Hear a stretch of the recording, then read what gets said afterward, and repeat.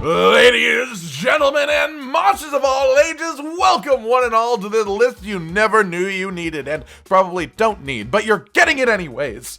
I've been playing the hell out of this Monster Hunter Rise demo, and I have been loving it. I just can't help myself. Other games don't have the same appeal to me right now, so this is it. And as a result, I have played every weapon at least once, at least the base amount required to have a bit of an understanding of how they've changed in Rise and how they feel in a game that is so different to those that have come before it. One with Silkbind attacks and Wirefall and the Palamute and the endemic life and all that fun stuff. So I present to you, my funny little Forsythias, my personal list of the top 5 weapons in the Monster Hunter Rise demo, with the disclaimer that of course this is just the demo. These are the demo versions of the weapons. We don't have access to all of the dozens upon dozens of skills that will affect the way that these weapons plays. We don't have elements on our weapons. Hell, we don't even have access to all of the moves yet. We've specifically seen a couple of things previewed by Capcom that we don't have in this demo, and yet I cannot help but fall in love with what we have in front of us, with this skeleton of a game full of weapons that may only play as a shell of their future selves. And as such, I have found my favorite ways of playing this demo. My personal favorite top 5 weapons in the Monster Hunter Rise demo, some of which I'm not necessarily good at fighting with yet, but without further ado, let's begin with number 5. Get out, get out! Okay, but on my way, I'm gonna be doing this. If you get hit, it's your own fault. Sword and shield. Oh, I know, some people are going to have their eyebrows raised at me because, yeah, Sword and Shield was one of my lowest ranked weapons in Iceborne, but you know what? I like it in Rise. I'm not 100% sure what it is in particular, but I think it's more of an amalgamation of the little things. The speed of the Sword and Shield seems to mesh well with the pace of this game, as Rise is just faster than previous Monster Hunter games in my opinion. And the fact that Perfect Rush now combos into a plunging shield strike finisher is super satisfying in the best of ways. But more than that is how Sword and Shield works in multiplayer, and more specifically in enacting certain strategies that are interesting in group scenarios. And I'm not talking about wide range like we did with Sword and Shield before, I'm talking about the endemic life, specifically things like the Thunder Beetle, or even better, the Mud Beetle. One of the most entertaining moments for me in this demo was playing as a Sword and Shield user alongside a Hunting Horn user and timing my Mud Beetle throw with their Song of Raging Flame. So they buffed everyone's damage and I weakened the monster at the same time, making that damage period extra spicy. It felt like the ultimate lining up damage phase, and I loved the way that it all meshed together with the Sword and Shield's ability to use items well unsheathed. And yes, I'll be the first one to say it, I am terrible with this weapon. I'm plain not good with this thing. I'm good when the monster is down, but when the monster is active, I just don't know what to do with myself. But I'm learning, and that is half the fun. This game has given me the motivation to relearn Sword and Shield in its new form, and that says a lot to me. There is also the potential of infinite aerial attacks with the SNS, as the X Silkbind puts you in a position for a falling shield bash, and has a short enough cooldown that you can basically spam it as long as you don't get hit by the monster. And then the flail move that can save you from attacks is just so cool as well. Honestly, I love what they've done with this weapon as a whole, and I love how the changes in Rise itself have also buffed Sword and Shield a little bit, whether they meant to or not. Number 4. Alrighty then, I'm good to go. But let us begin.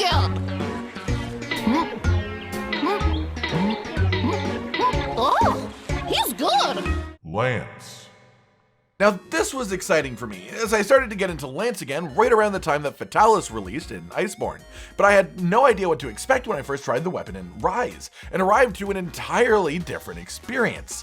This may not be the most ridiculous weapon redesign in the game, but it is definitely on the top list, given that you can now charge the swipe attack to make it do nearly 80 damage to the base, which is insane for a single hit from the Lance, making it your hardest hitting singular ability, and a more important part of your regular combos than you would ever imagine that to be. Personally, I love this change of pace. Past this, you have a Silkbind that essentially lets you keep pace with the monster wherever it goes in the zone while fighting you, removing Lance's most glaring weakness, repositioning. It's just gone.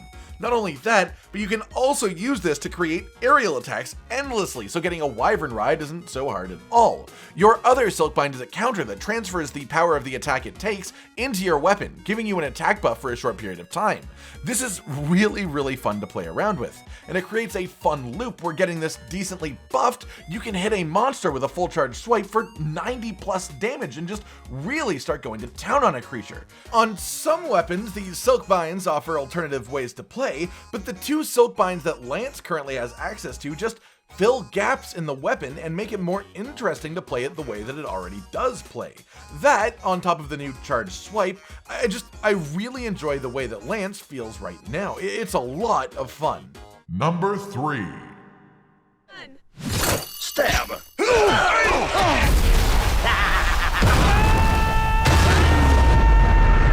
Switch Axe. Now this one is fun for me, especially with my recent fondness for this weapon stemming from playing it in my Monster Hunter 3 Ultimate playthrough. I found myself playing it again in the new world in Iceborne. I really loved the versatility that it offered and the flashiness and the fun of the attacks. Also, I love giant axes, and this is the best weapon to offer you a giant axe playstyle. As far as how it has evolved in Rise, it has gained a really natural flow to it. Where in previous games, Switch Axe was basically choose between sword or axe mode depending on the creature and their moveset, and essentially stick to what you're comfortable with. You can power up the axe mode when in axe mode, you can power up the sword mode when in sword mode, but switching back and forth often led to middling results, not taking full advantage of either mode and resulting in less damage. In Monster Hunter Rise, however, the weapon now has a clear and constant path to success with the weapon, a path that very seamlessly pushes you towards switching weapon modes for increased benefits. Now, doing the Wild Swing finisher instead increases your charge rate of your sword power, which you then use to fill your sword power and enter Amped State. Amped State now affects your axe as well as your sword. Altogether, this basically means that your plan upon engaging a monster is to use axe mode until you boost your charge rate, then use sword mode until you amp up, then unleash hell in whichever mode you are most comfortable with, which for me, personally, I love axe mode, especially now that axe mode also has the file hits in the amp state. It's just really fun. Currently, in my opinion, the Silkbinds are functional, but not particularly groundbreaking, which is part of why this weapon is so high up for me. It's the base moveset that has engaged me so much, and so there is so much potential for me to like it even more once we have access to more Silkbinds, or once my Switch Axe sets can have Power Prolonger, or Focus, or skills like that that make it increase the pace of the weapon. I'm excited, that's all there is to it. Number 2. Here it comes! You see that impact crater? Hammer. Oh, my baby has changed in such positive ways. My old main and my favorite weapon in Iceborne, the hammer, has just been reborn a little tiny bit. Sadly, with the removal of the Clutch Claw, we lost our super fun Clutch Claw combo mechanics out of the charged attacks. But in return, the power charge is gone, meaning we are once again encouraged towards crit draw builds as an option. And now we have the ability to stance change, allowing us to have either an extremely powerful moving triple charge or the spin attack, so that you never have to use the spin attack again if you don't want to, but you probably should want to use it at some point, because now the Gulf Swing finisher of the spin attack can combo into the final 2 hits of the Big Bang combo, resulting in an absolutely massive damage combo that is a load of fun to pull off. I've messed around with various ways of playing this new hammer, and I've enjoyed playing every one of them so far, but one of my favorite alternate playstyles was based around Impact Crater, the Silkbind. While you have 3 wire bugs, you can pretty much spam Impact Crater pretty regularly, which is super fun and relatively effective, considering how much damage it can pump out. This one is going to be super important as a Silkbind to the hammer's identity, and Rise, I feel like it's just such a hammer move, and yet even without it, I love the thoughtful changes that have gone into making the hammer a bit more complex. It has evolved from being the brainless donk weapon that people thought it was in Iceborne to having a nice little layer of extra complexity around the charge state system that really gives you more control over how you play. I can totally see a unique crit draw playstyle develop around the never leaving blue charge state and just spamming your charged attacks, and I think that would be quite fun personally. Number 1.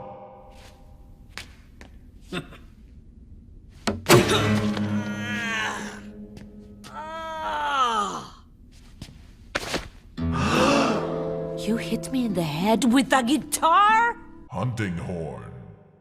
And this will come as a surprise to absolutely no one, as I have not kept it a secret so far just how in love with Hunting Horn I am in this demo. It's so hard to contain in a small number of words that I actually have made an entire video just going over all the things that I love about this weapon and why I feel the way that I do. But if I really had to sum the whole thing up and break it all down, it would be this. Fighting now feels like playing music. Previously, it felt like each performance was its own little song. Like every few notes, you stop to do a recital, and that is one complete song. But now they've somehow made it feel as if the entire fight feels like an album. Now there's no split of these singular tiny little moments, so much as there is a constant ebb and flow to weaving in the different combos, building up the infernal melody gauge and unleashing your Song of Raging Flame for a crescendo of damage before returning back to the regular flow.